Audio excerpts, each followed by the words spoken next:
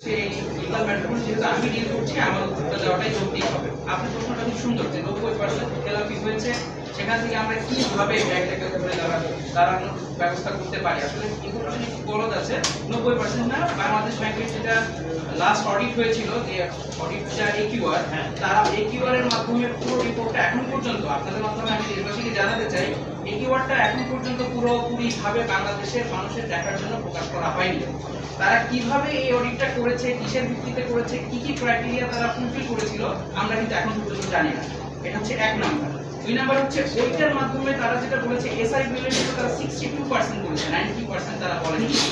90% ছিল সম্ভবত গ্লোবাল ইসলামী ব্যাংকের জন্য, এসআই বিলের জন্য সেটা ছিল 62%, but we are very much doubtful about that যে আসলে 62% ছিল কিনা, কারণ আমাদের হিসাব মতে এটা 62% না। কিন্তু যেহেতু তারা পুরোপুরি রিপোর্টটা দেননি, আমরা আসলে এটাকে কাউন্টার করতে পারছি না, কিন্তু আমরা আদালতের মাধ্যমে ওনাদের কাছে এটা চাবো। Bangladesh bank can not withhold this specific document because on the basis of this document they are actually doing this merger process. এটা যদি আমরা না দেখতে পারি, আমরা এটাকে চ্যালেঞ্জ করতে যথাযথভাবে পারবো না, সেটা যৌক্তিক হবে না। এটা হচ্ছে এক নাম্বার কথা। দুই নাম্বার কথা হচ্ছে যে আমাদের কাছে কি চেরাগ আছে বা কি হয়েছে। এখন দেখেন 1995 সাল থেকে 2017 সাল পর্যন্ত ব্যাংকটা কিন্তু উদ্যোক্তা শেয়ার হোল্ডাররা চালিয়েছে, এবং ব্যাংকটার অবস্থা এতটাই ভালো ছিল যে 20% করে ক্যাশ ডিভিডেন্ড ওনারা পর 4 বছর দিয়েছেন। অ্যাট দ্যাট মোমেন্ট একটা শিল্প গ্রুপ, স্পেসিফিক শিল্প গ্রুপ, আমি নাম নিতে চাচ্ছি না, তারা ব্যাংকটাকে জোরপূর্বক রাষ্ট্রীয় যন্ত্র ব্যবহার করে দখল করে। দখল করার রিজনটা এটাই ছিল যে ব্যাংকটা যথেষ্ট সফল ছিল এবং এই ব্যাংক থেকে অনেক কিছু বের করা যাবে। তো তারা সেটা করেছে, 7 বছর অনবরত করেছে। করার পরে যেটা হলো পট পরিবর্তন, এবং ফর ইউর কাইন্ড ইনফরমেশন, কাজগুলো করা হয়েছিল বাংলাদেশ ব্যাংকের সহায়তা নিয়েই। তদানীত যে প্রশাসনটা ছিল Bangladesh bank, they were very much actively involved with those looting, I would say, যে লুটিং এর সাথে তারা জড়িত ছিল এবং তারা সাহায্য করেছে। এখন লুটিং করার পরে যখন পরিস্থিতি পরিবর্তন হলো, তখন সভাপতি আমাদের একটা আগ্রহ ছিল, আমাদের একটা আশা ছিল যে এটা পূর্বতন যারা পরিচালনা পরিষদের সাথে জড়িত ছিলেন তাদের কাছে যাবে, যারা কিনা সফলভাবে 22 বছর ব্যাংকে চালিয়েছেন। কিন্তু বাংলাদেশ ব্যাংকের তদানীত যিনি গভর্নর ছিলেন সদ্য সাবেক, তিনি এই কথাটাতে কোনো প্রকারেই সহায়তা ওনাদের নাই না। উনি যেটা করলেন যে ওনার পছন্দ মতো 4 জন স্বতন্ত্র পরিচালক সহ ওনাকে দিয়ে, ওনাকে সহ 5 জনের একটা বোর্ড গঠন করে দিলেন, ওনাকে চেয়ারম্যান করা হলো না। অর্থাৎ ওনাকে পুরোপুরি সাইডলাইন করে দেওয়া হলো। এবং এই 4 জন ব্যক্তি যারা ছিলেন তাদের মধ্যে একজন ইউনিভার্সিটি শিক্ষক ছিলেন, বাকিরা বিভিন্ন সময় ব্যাংকে চাকরি করেছেন, কিন্তু সরাসরি ব্যাংকের পরিচালনা পরিষদের দায়িত্ব পালনের কোনো যোগ্যতা তাদের সক্ষমই ছিল। বস্তুত এই 4 জন বাংলাদেশ ব্যাংকের প্রেসক্রিপশনে 1.5 বছর ব্যাংকটা চালিয়েছেন। কোনো অবস্থাতেই শেয়ার হোল্ডার বা প্রাক্তন যারা পরিচালনার সাথে যুক্ত ছিলেন তাদের কোনো পরামর্শ বা কিছুই তারা কিছু করেন নাই। তার কাছে আমাদের দালিলিক প্রমাণ আছে, আমাদের কাছে এই ঘটনার দালিলিক প্রমাণ আছে যে ওনারা ব্যাংকের স্বার্থ চিন্তা না করে শুধুমাত্র বাংলাদেশ ব্যাংকের প্রেসক্রিপশনের কথা নিয়ে 1.5 বছর ব্যাংকটা চালিয়েছে। অ্যাট দ্যাট মোমেন্ট 1.5 বছর বাংলাদেশ ব্যাংক 6,500 কোটি টাকা আর্থিক সহায়তা দিয়েছিল। আপনারা হয়তো জানেন। এখন আপনি বলতে পারেন যে 6,500 কোটি টাকা দিল, তাও আপনারা ঘুরে দাঁড়াতে পারলেন না, এখন বলছেন আপনারা ঘুরে দাঁড়াবেন, কিভাবে সম্ভব, তাই না? এখন এখানে একটা ক্যাচ আছে। সবাই কিন্তু সবসময় বলে যে শুভঙ্করের ফাঁকি, যে 6,500 কোটি টাকা দিল কিন্তু উইথ 10% ইন্টারেস্ট। এটা কিন্তু আপনারা জানেন না যে বাংলাদেশ ব্যাংক এটা দিয়েছিল উইথ 10% ইন্টারেস্ট। এবং দ্য মোস্ট আশ্চর্যজনক সবচেয়ে কথা যেটা, সেটা হচ্ছে যে এই 6,500 কোটি টাকা যখন ওনারা দিলেন, ব্যাংকটা কিন্তু এই এসআইবিএল এর স্পেসিফিক্যালি ইউটিলিটি বিল নেওয়ার খুবই বড় একটা নেটওয়ার্কিং ছিল। বাংলাদেশের মোস্ট অফ দ্য আপনার যে ইউটিলিটি পানির বিল বলেন, গ্যাসের বিল বলেন, বিদ্যুতের বিল বলেন, টেলিফোনের বিল বলেন, এটা এসআইবিএল কিন্তু কালেক্ট করতো। এগুলো চালু হলো নতুন করে। চালু হওয়ার সাথে সাথে বাংলাদেশ ব্যাংক কি করা শুরু করলো, প্রতিদিন যে টাকাটা ডিপোজিট হতো সেই টাকা থেকে 10% টাকা করে সাথে সাথে কেটে নিত। এগুলো কিন্তু আপনারা কেউ জানেন না, জানেন, মানে মানুষকে কখনো জানানো হয়নি বাংলাদেশ ব্যাংকের তরফ থেকে বা কারো তরফ থেকে।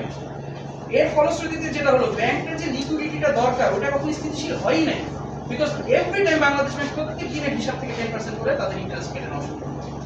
ব্যাংকটা ঘুরে দাঁড়ানোর কোনো সুযোগই পেল না। এবং এই ব্যাপারে তদানীত যারা আপনার পরিচালনা পরিষদের যে 4 জন স্বতন্ত্র পরিচালক ছিলেন বাংলাদেশ ব্যাংকের নিয়ন্ত্রিত, ওনারা কোনো স্টেপও নেন নাই, বক্তব্য দেন নাই, বাংলাদেশ ব্যাংকের সাথে আলোচনাও করেন নাই যে না এটা করলে ব্যাংকটা দাঁড়াতে পারবে না, লিকুইডিটি ক্রাইসিস থেকে যাবে।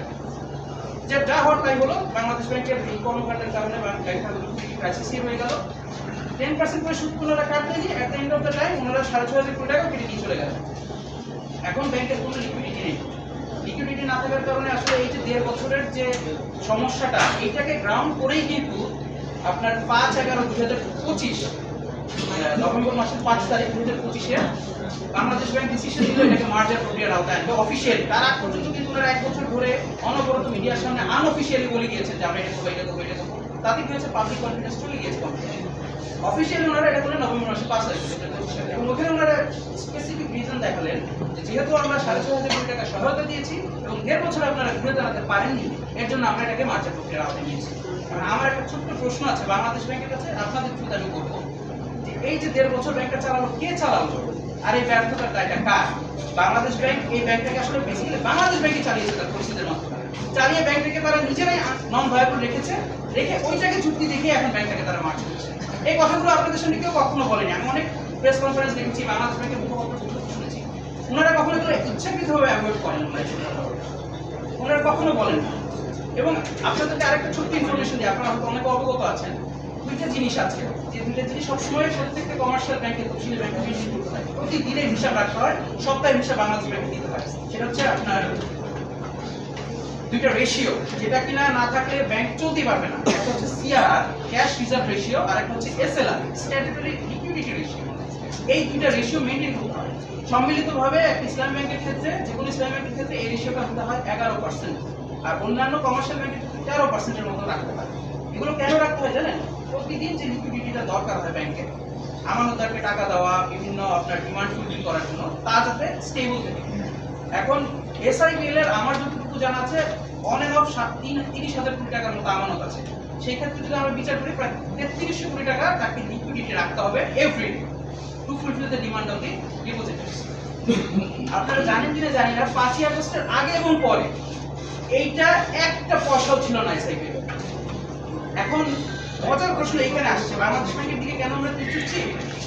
এই রেশিওগুলোর টাকা আছে কিনা তা এভরিডে রিপোর্ট করতে হয় বাংলাদেশ ব্যাংকে, এবং বাংলাদেশ ব্যাংকের কনসার্ন ডিপার্টমেন্টে তা চেক করে দেখে।